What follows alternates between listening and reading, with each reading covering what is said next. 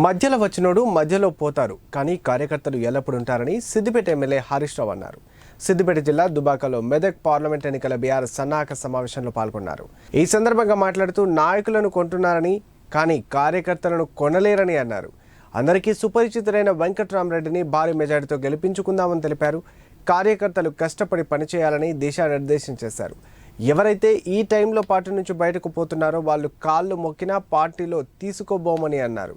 CM Revanth Reddy అమరవీరులను గుర్తు చేసుకున్న పాపాన పోలేదని, పేదల కోసం పనిచేయాలని సూచించారు.